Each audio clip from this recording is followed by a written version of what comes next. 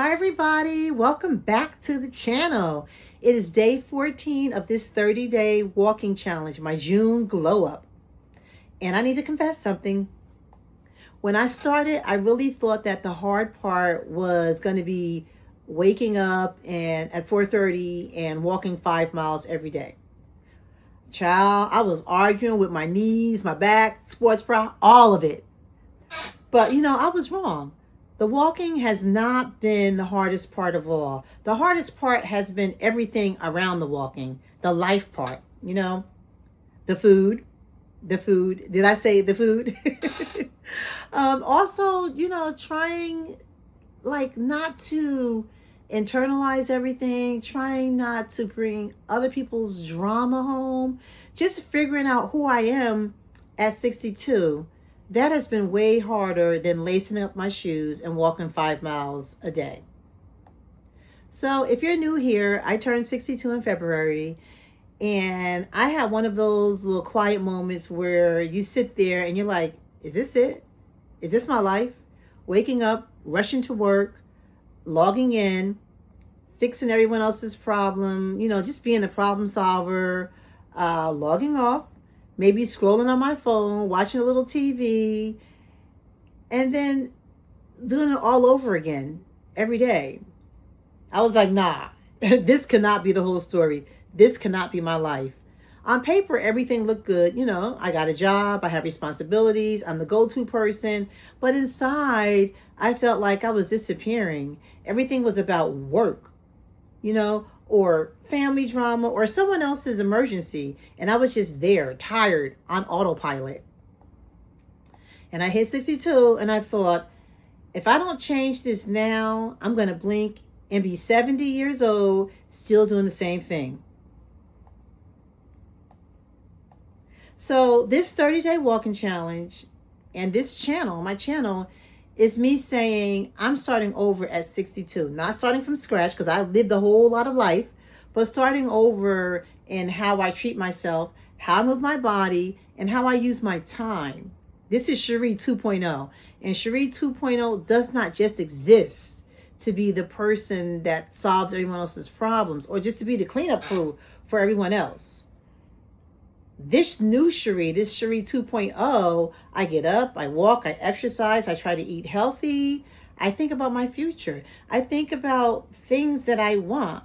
I think about a life where I am the main person. I'm the main character in my story, So if you've ever looked around and thought, is this it? You're my people. That's where this whole thing started.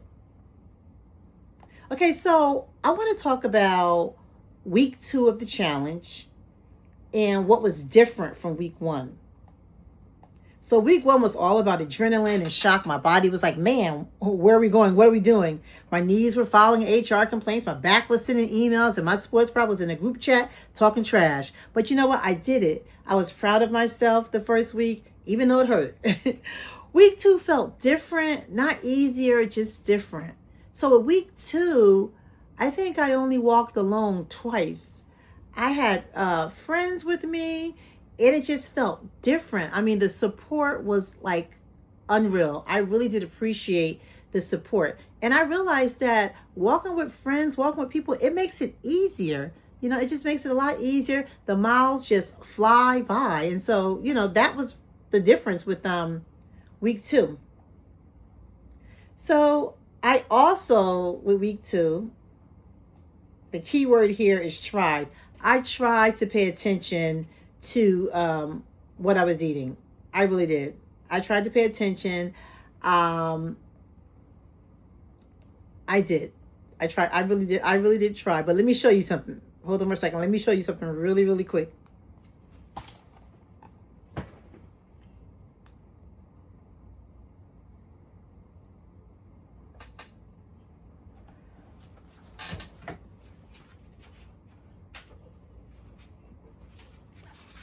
Okay.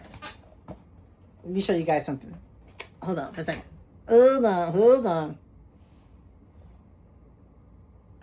Okay.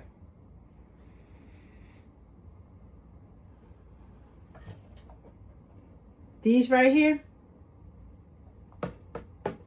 The devil. The devil. I mentioned last week that I was throwing them back, right? And that I couldn't do it week 2. But I had bought one more box, right? And I didn't realize this until the box was empty. This is not the family size. This is the party size. Bigger than the family size. And I ate the whole box. So, I'm not perfect. I'm just being transparent here. This is my kryptonite. But anyway, you know, I tried. So that's the last box. I'm not buying anymore. And that's it. You know. I think I did mention that walking with people versus walking alone is a lot easier. Because I realized that I don't have to do this alone. Because I'm the type of person, I've been single for so long. I've been doing things by myself for such a long time. I don't really reach out for help. I don't ask people really to do things for me. I just go and do it by myself because I always felt like if I wait on other people, I will never do the things that I really want to do. But I did realize this week that walking with people and asking people to walk with me, it just made it a lot easier for me to do. And that encouragement, you know, that's just priceless. So week 2 also had its little issues. There were mornings where I did not want to get out of that bed. You know, I lay there arguing with myself like, Cherie, nobody's going to make you do this. You could be asleep. Nobody will not even know if you didn't come out. But you know what? I knew. And so I just pushed through it and I did it. You know, I had days where I won the argument and I got up. I probably had a day or two where I was like, we're not doing this today. But I had to reset and I did it anyway. I'm not going to sit here and pretend that I floated through week 2 like a fitness influencer because I didn't. No, ma'am. I was sweating. I was fussing. I was adjusting. But what was different with week 2 is that quitting was not my first option anymore. I might have had moments of like, oh, I'm tired. But my default was, okay, how do we make this work today? So the main lesson from week 2 is, if I had to sum it up, week 2 would be the walking is physical, but the real challenge is mental and emotional. Can I keep showing up for myself when I'm tired? When work is stressing me out? When I'm mad? When I'm lonely? When I feel like nobody's clapping? Week 2 showed me that I can. Not perfectly, not every single day, but consistently enough that it's starting to feel like who I am now, not just a 30-day stunt. So now let's talk about work. Because baby, I have one of those jobs where it is very easy to lose yourself. You log in and the next thing you know, you're cleaning up 10 different situations that you didn't cause. For years, my routine was basically log in, fix problems, fix issues, solve problems, log off, fall into bed. And here's the thing, I'm really good at my job. I take pride in that. But somewhere along the way, my whole identity got wrapped up in being the one who fixes everything. If there was a crisis, call Cherie. If something got missed, send it to Cherie. You know, and I let that happen because I wanted to be dependable. I wanted to be the grown up in the room. But this walking challenge has forced me to look at how much of my time and energy goes to everybody else and how little was left for me. So this challenge, it kind of exposed my work habits. When you got to be up at 4:30, right, every day to walk, you can't play the same games with your evenings. I can't be answering emails late and then act surprised when I'm exhausted at 4 a.m. So in week 2, I started setting some boundaries. There were days where I literally had to tell myself, close that laptop, log out, shut everything down. They'll live. They're going to be fine. You know, there were moments where I caught myself about to say yes to something extra, and I had to pause and think, is this really mine to fix, Or am I just stepping in because I always do? I'm not going to sit here and say I turned into a boundary queen overnight, because I didn't. But I did notice the pattern. You know, there were a couple days last week where I was tempted to just stay a little bit longer and get things done. But I said, nope, don't do it. Don't do it. And it was fine. It was fine. I got things done the next day. Plenty of times last week I left work and things weren't done, but I got them done, the next day. So I made one small shift last week. I started asking myself at the end of the day, what am I taking home with me? What am I taking to bed with me? Am I taking a headache, a bad attitude, somebody else's problem? Or am I taking a plan to walk, drink my water, eat my food, and just live my actual life? Some days I did better than others, but just asking that question, it helped me. So when I say I'm starting over, it's not just about walking.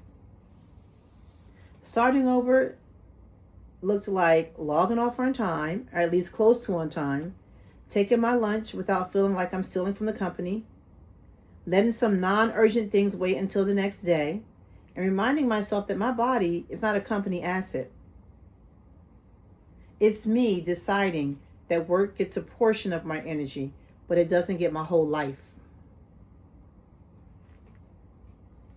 So why am I doing this on camera?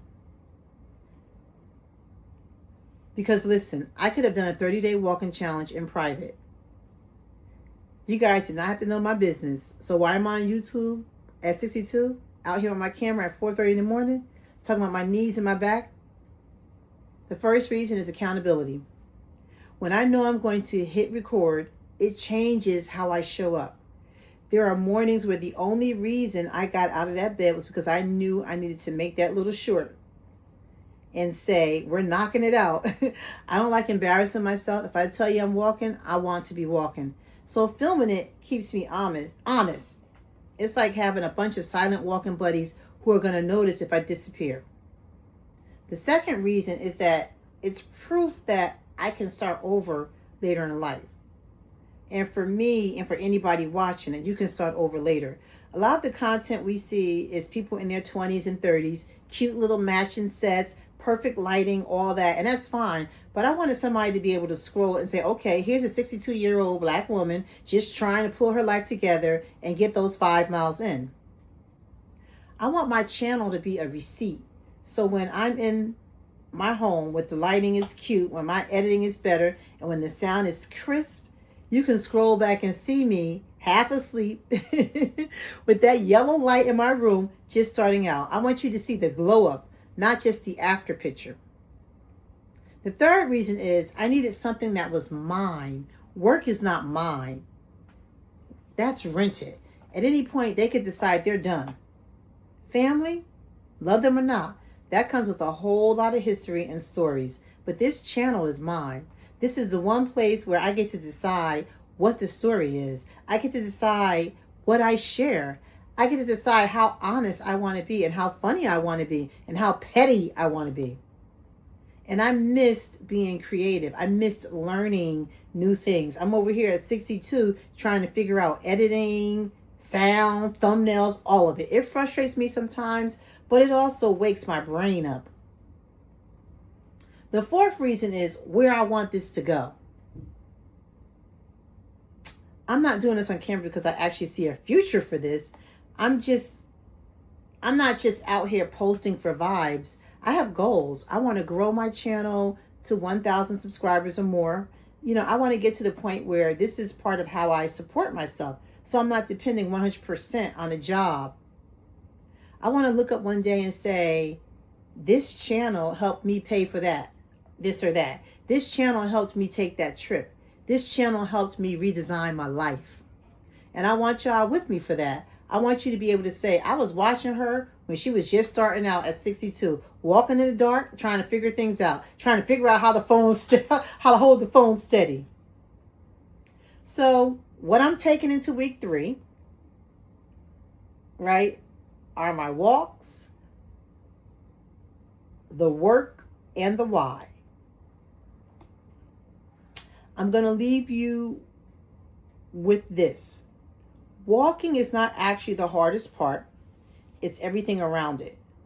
So I'm going to keep working on my routines, my sleep, my food, my boundaries, not just my steps. Number 2, I don't have to do this alone. Walking with a friend or friends, talking to you guys in the comments, even just knowing somebody might be watching. That matters. So if you're starting your own version of a glow up, find at least one person who can encourage you. Okay? Number 3 is that this is not just a 30-day challenge. This is my rebuilding my life on purpose. Week 2 showed me that I can show up for myself even when I'm tired, even when work is loud, even when life is messy. So if you've watched all the way up to the end, thank you for real. If you're doing your own challenge, walking, eating better, setting boundaries, starting over at whatever age, tell me in the comments what your hardest part has been. I want to hear it. Go ahead and like this video if it helped you or made you laugh. Subscribe if you want to see how week 3 goes, and share it with somebody who keeps asking themselves, is this it? Because I'm here to tell you, it doesn't have to be. I'll see you in the next video.